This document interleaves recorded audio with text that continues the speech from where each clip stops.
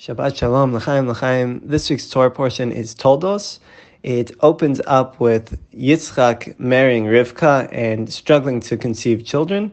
And eventually she goes to the Shiva of Shem and Eber after she falls pregnant, after many years of waiting. And Shem tells her with divine providence that you have two nations within your womb. You're having twins. And the younger is destined to rule over the older. He gives her that prophecy. Later on in the story, we see that Yaakov and Esau, these two twins, they are fighting over the birthright. Yaakov says, "Sell me your birthright." Esau says, "Because of this birthright, I'm going to die." Why? Because the birthright is the lineage of the priests, the people who are going to serve in the temple, and they have strict laws. And some of them are liable, if you fail to keep the laws, are liable to death. And so Esau says, if I, have this birthright, this responsibility, I'm going to be killed because of it. Esau was a man of the field. He was a hunter. He liked to kill. So it didn't sit well with him. And basically he sells the birthright to Yaakov, his brother. And then Yaakov goes and deceives Yitzchak, because Yitzchak, his father, is now blind. He deceives him into giving the blessing. So one difficulty I had was, it really does feel like he's deceiving him. And yet you'll find many rabbis looking at the text in the positive and saying, when he's asked, "Are you my son, Esau?" he says, "I am. Esau is your firstborn.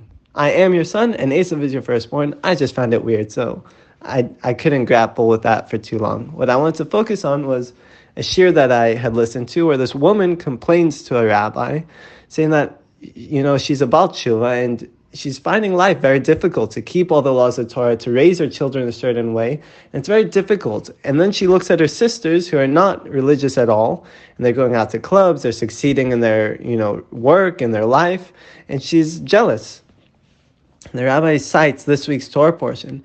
He says, Esau and Yaakov fought over the birthright. Yaakov said, "I want the world to come." And Esau said, "I want this world. I want material success." And Yaakov says, "I want spiritual success."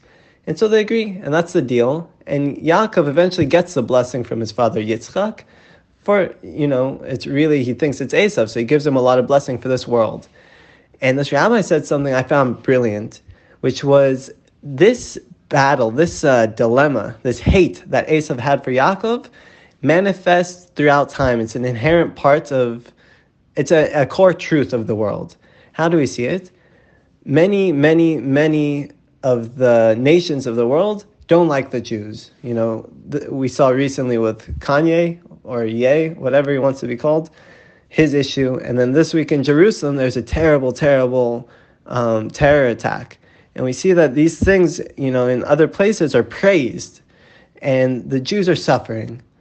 And what this rabbi was telling this woman was, the only reason we have material success is because our material success is for the world to come. We need to make money to put food on the table, to give our children a Jewish education so they could learn Torah and do mitzvot. We need to have a phone so we could send out Dvar Torah so that we can inspire other people.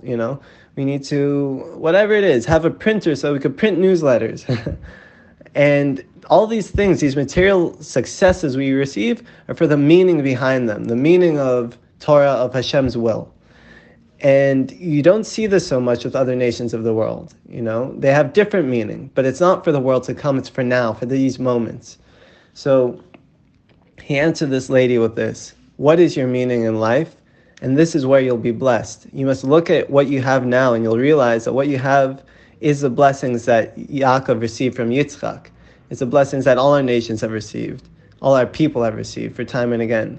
And times are difficult and times are tough, but we are blessed, and Hashem does care about us, and He does love us, and He does give us what we need to have and live meaningful lives.